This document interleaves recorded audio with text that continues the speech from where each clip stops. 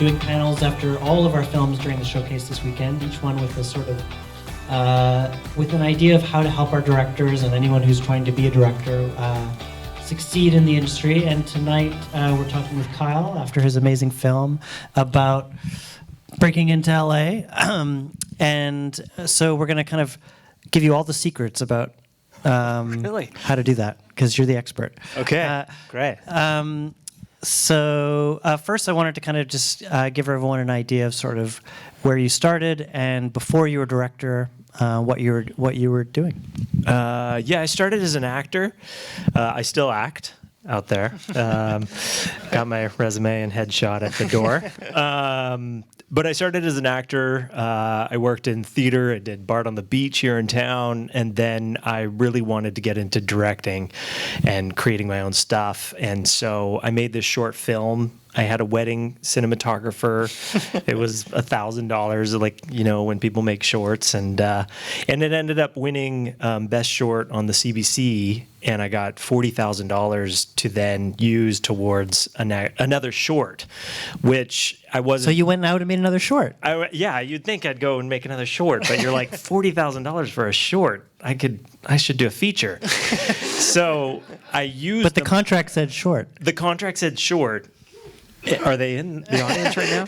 Nobody tell the CBC. Right. And I cut them a short from the feature and delivered them a short, but then used the $40,000 to kind of get the feature going. And so tell us, that was what project? That was Edward, which is the very opposite of this film, this period film about Edward Muybridge, who's this photographer in the late 1800s.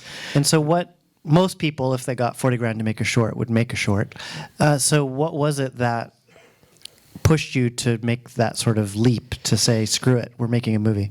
Well, I guess just like thinking, what is that going to do? Like putting 40,000 into the short, because I know it's all about, you know, getting to a feature. And so that was the goal, is to just go, okay, let's try to do a feature. And what was the hardest part? I assume, did you make it for 40 grand, or did you get other pieces in play, or how did that movie come to be?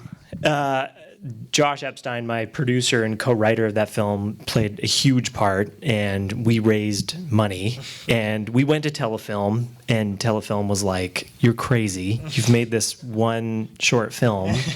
And we were like, "What? We're not crazy." So we raised the money, and we shot the film, but we didn't have enough money to complete. And so then we took it to Telefilm and showed them the footage, and you know, we had the script, and they're like, "Oh, you did do it. Now you just need to finish it." So then they came in then, and yeah, the great thing about being over budget once you shoot something is then you get finishing funds, which sounds so much better than you're over budget. You don't have it, you get finishing funds to bring it all home. Just finish it up, wrap it up. So you made your first feature, and then the walls of creative freedom and money lifted up, and the curtains beyond just revealed a prancing view of unicorns and creative freedom for the rest of your life. Wow, that was pretty much it. Yeah. So tell us about finishing Edward and what happened next. Edward did really well in the festival circuit. It felt like a real festival movie, and it ended up winning and being nominated for around, I can't remember, like around 50 awards at festivals, but it didn't make big sales, and it was more of an indie movie. So we wanted to try to get to the next level, and we also had this idea when we were making Edward. And so this one, the goal was to make it more commercial, but still have an indie flavor, so it could play the festivals and try to get some attention.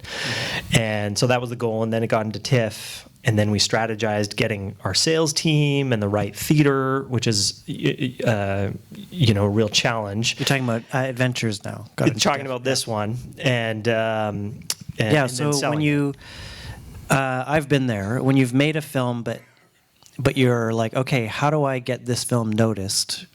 Getting into a festival like TIFF seems almost impossible and very distant. So what were some of the things you did sort of making Adventures in public school? After you made it, how did you plan on getting it out to the world? Well, it was getting it to TIFF. That was our goal, strategizing. And what's the secret to getting in? I don't know what the secret is. Yeah. Yes, you do, because you told me, and then I got in. Right.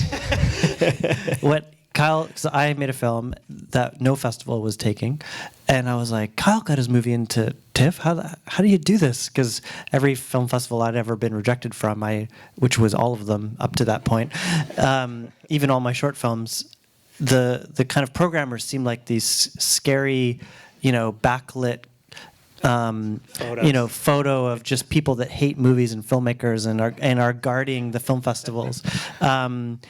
And it never occurred to me to reach out to them. And I emailed you saying, how do I get into TIFF? And you said, oh, well, here's the email for the programmer. Just tell him about your movie. And an hour later, the programmer from TIFF emailed me back and said, I'd love to see it. And 2 weeks later, I was into TIFF. And that was a huge lesson for me, that I had no idea that you can actually reach out to the programmers and sort of tell them about your thing and get them excited about it. Yeah, I mean, that's just, that's kind of that sums it all up. I mean, every person on the project is just reaching out to them. I mean, we got the DP here, Sterling, nice. Who reached out to, and Judy getting her on board was... What was that like? Yeah, we reached out to the agent, and we didn't have a connection, and Josh dealt with all the agents and is really good with talking to them. And we sent the script, and Judy wanted to set up a Skype meeting like 2 weeks after. And then she wasn't able to make it. We were all worried if she was going to come in or not. And then we got a text from her, and it said, Judy equals Claire, and a dancing emoji. And you're like, does this mean you're in? Is that a contract? Yeah. So then she was in. So between Edward and Adventures in public school, had you tried to access LA in that time? No, we didn't. Yeah, I didn't try to access LA or go down or try. Was it something that was on your mind, or? I mean, yeah, you want to go. I meant making indie movies is amazing and wonderful, but it also comes with challenges, and it's financially hard to try to make a living making indie movies. So going to another level is always the goal for me. And so it was with this movie at TIFF, then those connections were made. So tell us about how they were made. It was the managers. Actually, some UTA reached out when Edward was playing down in a festival, Newport Beach, and people were checking in going, wait, what is this? What is this film? And that started a little ball starting to nudge and start to talk to agents down there. But it was this film at TIFF that then got the ball rolling, and then Josh and I had a number of projects that we were starting to develop in the meantime while we were finishing this film, because we knew if we get into TIFF, you got to get the next thing. You can't, come out and then wait a year. And How did you know that? I guess I don't know. Yeah, you just know that once you've got some momentum, you got to move on the momentum right away. And so, yeah, we played TIFF, and then we were down in LA in March doing our first round. So we signed with a manager, and so they saw the movie at TIFF and approached you guys to say, hey, we would like to represent you? Yeah, it's Echo Lake Entertainment, and wonderful team there that I feel really happy with. We met a number of people, and actually Judy's manager we were sitting down with, and we were like, who are we supposed to pick? And he's like, the person that lasts the longest. So we're like, okay, well, let's just not pick somebody right away. Let's just take our time, because we've made everything happen on our own, and we weren't sure that we didn't know what they would bring. But then we really did realize that they do open doors down in LA, and they get you set up and take you. So what were the things that made you pick Echo Lake? You met a few, and was it just that they lasted the longest, or were there other things for people that if they're ever in a situation where they're having multiple managers or agents wanting to chat with them, what's the advice you give for which one to pick? Well, it was about their passion, that they loved the movie. They were genuinely really loved it. They had some ideas of what direction for us to go in. And we'd met some other people, and they were like, oh, you guys are a writing unit? Well, that's really hard to work with. And they were like, you guys are a writing unit. Great, that's fine. We love it. And so they got what we were doing, and yeah, and then that really helped. So then that's where kind of the main subject that I want to dive into happens next. So you've made a movie that got you noticed at a film festival that's gotten you reps. So now you get on a plane to go to LA, and tell me sort of the first foray into kind of your trips down there, what that was like. Well, you go down and, you know what it's like doing general meetings where... So explain what a general meeting is. Sure. Well, they set up these meetings with production companies, and every production company, it feels like, has done an amazing movie. And then you go around also to the studios, like we were meeting Warner Brothers on the second day, and we asked them, what do we do in these general meetings? And they said, you just talk about yourself and a little bit about the projects you're doing. And we were like, well, this is our chance. We got their ear. Let's pitch a project. So we ended up pitching 2 projects in the general meetings. We tried to keep it like a 10, 15-minute pitch. And we've got like this half an hour like song and dance. And a company, Lorenzo di Bonaventura, they've done a lot of the Transformer movies. They loved this one idea of ours, which is called Astrid's Death List. And they were like, we love this idea. We want to take it. And so then you partner with the production company, the producer, and then you arrange another trip down, and you go and you do the rounds to the studios. And then we did, just in a week, 11 studios, and then pitched to Paramount, and then 3 weeks later they bought the idea.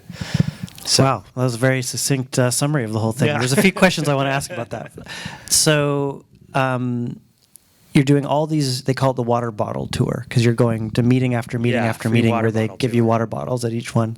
And so much sparkling water, like burping. And, yeah, some of them have now transitioned to glasses so that they're not wasting so many. But sort of, I've found those to be sort of infuriating, because you're having just these, it's sort of like 50 first dates, and most of them feel like they're sort of going nowhere. How did you make them, what were ones that went horribly, and what were things you learned? Because it takes a while till you're really nailing those meetings, and you obviously nailed it with Lorenzo. What were some lessons you learned doing all those to make them go well?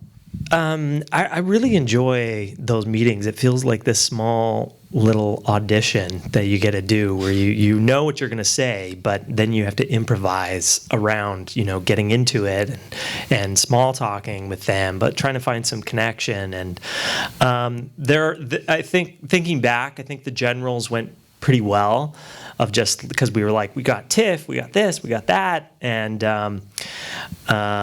then once we got the production company, and then we started taking it around and pitching, sometimes you'd go to the, this project, Astrid's Death List, has a lot of comedy in it, and we have comedy in the pitch where, people laugh at these jokes that we've got, and we go to these comedy places, and it's like they've died inside, and we're like, wow, that was the comedy person, that was the comedy exec who was not funny at all. Yeah.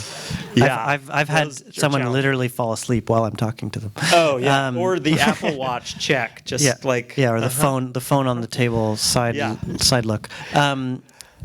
So your agents, so Ecolike's a management company, right? Yeah. Explain the difference between a management company and an agent. And do you have an agent as well? I don't have an agent, because now I'm part of WGA, and the WGA is having a fight with the agents. Right. But to explain the difference between a manager and an agent. A manager works more on your career and more long term, and I feel like an agent is more focused on getting the jobs and looking at, what's the next thing and presenting opportunities. But manager can also do that as well, and they've done a great job in, finding other projects. Because we also rewrote an E1 movie, which they attached me to direct, and then Mark Gordon left E1, so I don't know what's happening with that project,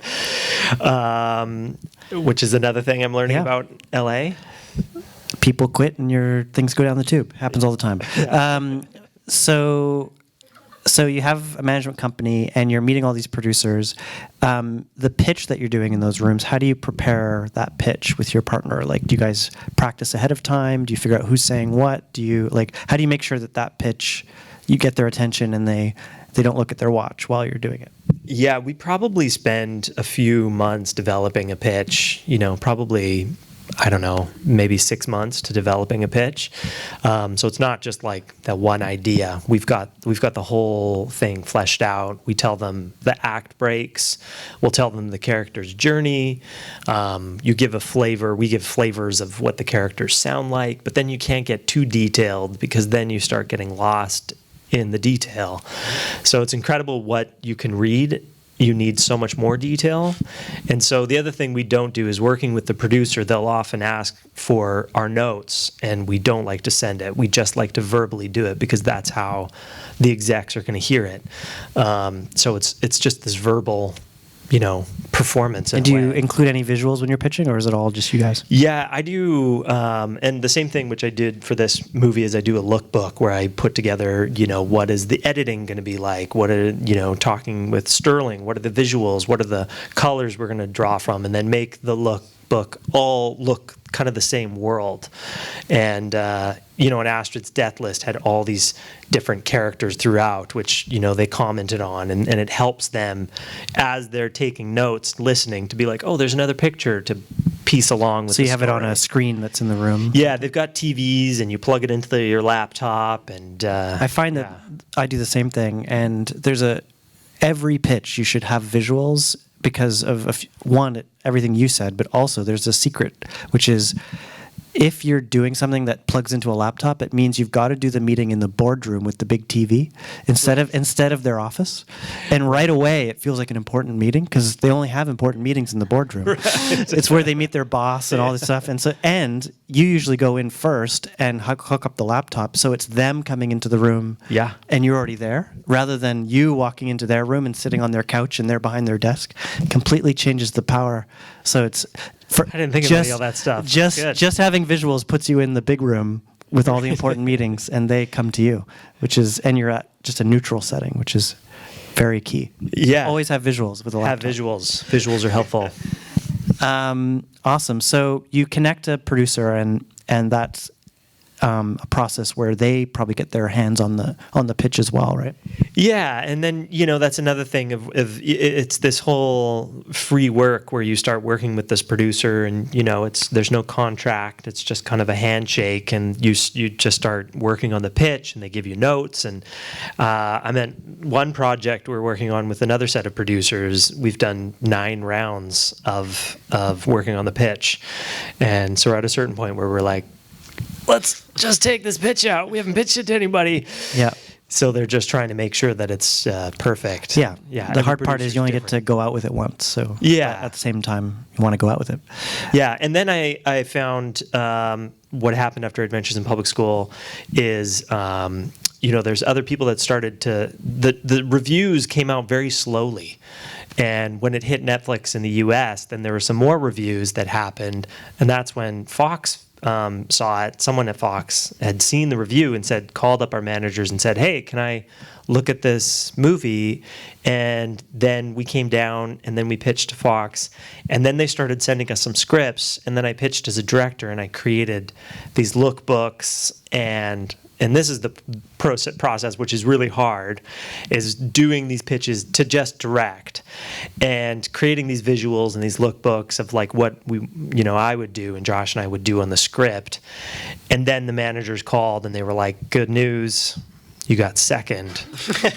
And I was like, that's really good. Yeah. How many more? Yeah. Yeah, that second place. Good. Yeah. I mean, that happens a lot. Yeah, definitely when you're as a director going out for ODAs, which are open directing assignments, where they're looking for directors, you probably, I expect to maybe hit 1 in 10, 1 in 20 of those. You basically weeks of prep to get one thing, and you don't always get the job. But yeah, the amount of work you have to do for those compared to what you have to do for an audition is insane. Yeah, it's weeks and weeks of you got to go in there like it's the only thing in life that you want to do. Yeah. One thing I wanted to ask about is, when do you think is the right time for someone to go down to LA?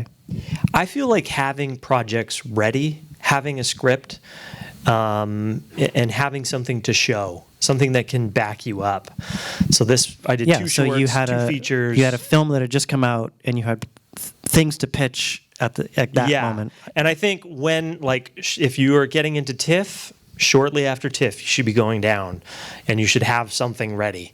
Yeah, I would say exactly the same thing. The time to go down to LA is when you've just done something you can show, but you also have something that you want to do immediately. Yeah. If you don't have those two things, usually it won't be too successful, because you'll have just done something, but then have the conversation just kind of goes flat, because it's like, cool, well, nice to meet you, man, and cool, well, yep, see ya, and then you never hear from that person again. But if you also have, and if you have nothing to show, you can't really get into the room. Yeah, I went down. We signed with them in March. I was down in LA in March, and then I met Mark Gordon in May on the E1 project, who is the studio head, and the LA Times had come out with a review of Adventures in Public School that morning, and the producers on this movie were prepping me to meet Mark Gordon, and they're like, he loves reviews. And I came walking into the studio. I worked really hard. I watched all the interviews of him and, you know, what he's like, and then sat down with him, and the first thing he said is, I read your review this morning. And it was a good review, and if I didn't have that, that meeting would have gone as well without having something like something that he's familiar with to be able to like then connect over and go, wow, these guys were just talking to him, and I'm just meeting this guy. Yeah. No, we've done, on my end, we've also done times where if an announcement's coming out, we time it so that it comes out right as we're about to do something else, so that it seems like of the moment. You know, if your announcement, if you just did something great and an announcement's going out, but you're not going to be doing meetings for another 4 weeks, then you've kind of wasted that opportunity. Sometimes it's better to not announce something and wait for the moment that you're ready. So the announcement comes out, everyone's like, who's this person? Oh, he's taking meetings next week or that day or whatever, and it really helps. Exactly. We did that with the Paramount news, because I think it took 3.5 months or 4 months to negotiate the contract, and we were just sitting on it, and then we planned to go down right after the announcement, like a month after. So we go, oh, we just sold this to Paramount, to then, get the meetings and get people excited. Yeah. It's all about making them think they're lucky to meet you. Right. Somehow you got to convince them of that.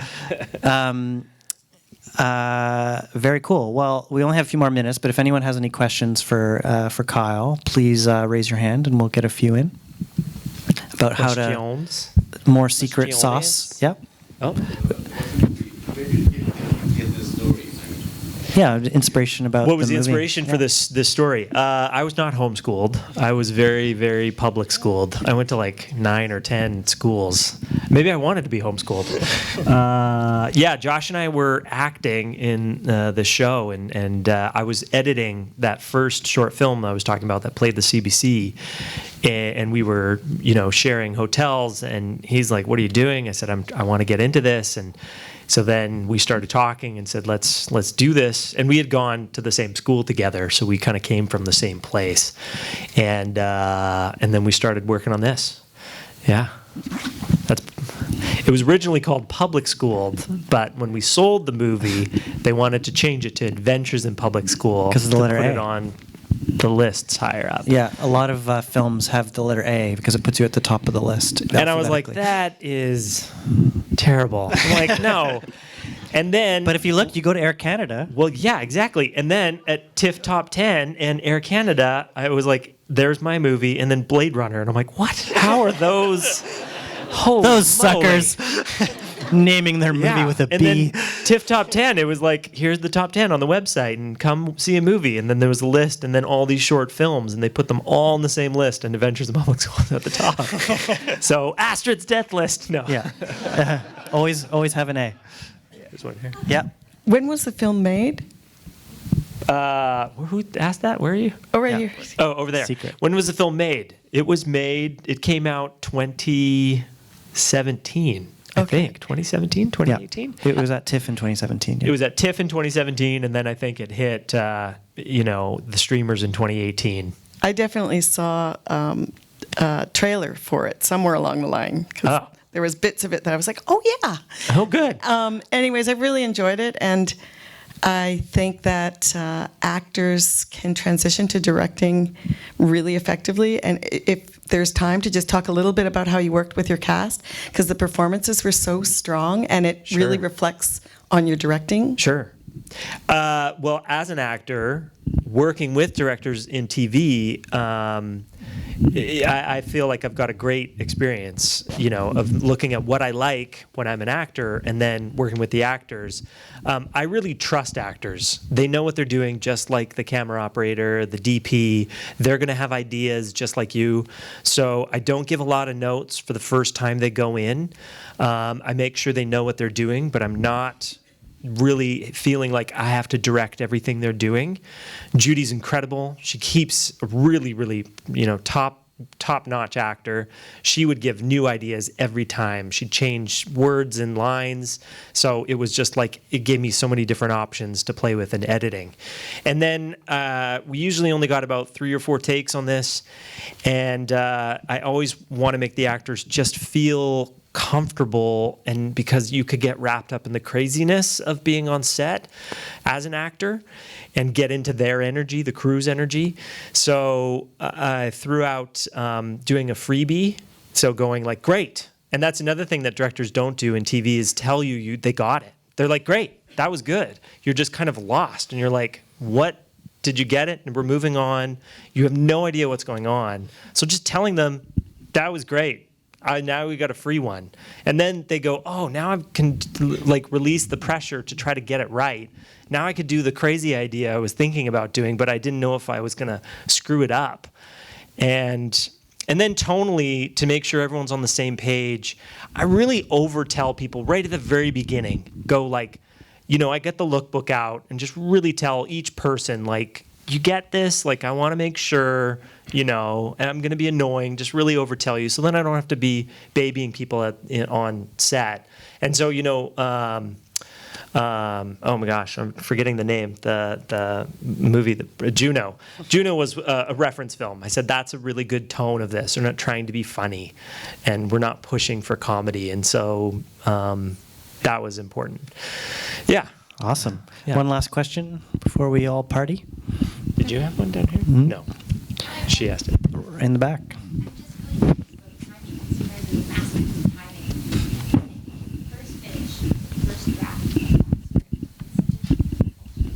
Yeah, so tell us about the writing process, how long that took, how many drafts, and how does it go from an idea to Judy Greer saying yes? Yeah, at one point he was in the woods and his best friend was a bear. And they drove into town. Oh man, that sounds awesome. Yeah. I mean, you can just keep. Not a lot of famous bears though that we There's can not put a lot right of on the famous marquee. Bears. No, there's not a good selection. The writing process, it just keeps going and going. So it was a number of drafts. It's hard to say. We actually label a new draft for every day in the month, and just this year we just started on Astrid's death list. We started labeling it by August, and then I just kept going in numbers, and I think it's like August 70th. So we do a new draft every day. I can't say how many drafts. It's just endless. It feels endless.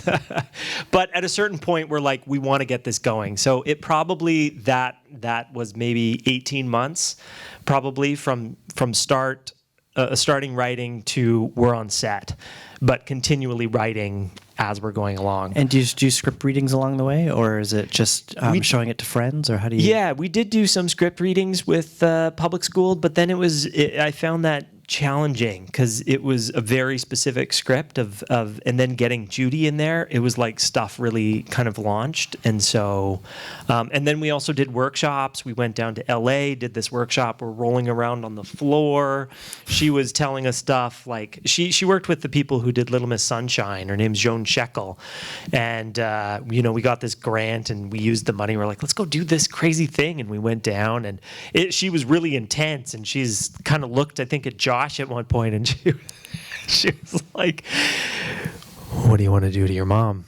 And he's like, I think you're saying be with her? And she's like, I'm not saying it.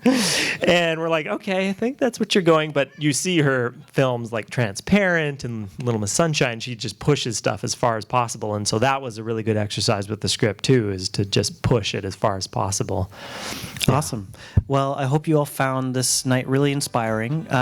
Anyone can go, from someone who's been to many, many different public schools to becoming an actor to stealing CBC's money to make a movie, and then using that and to break into LA to start telling his own stories on the world stage, and all of us can do that. So thank you so much. We'll be outside.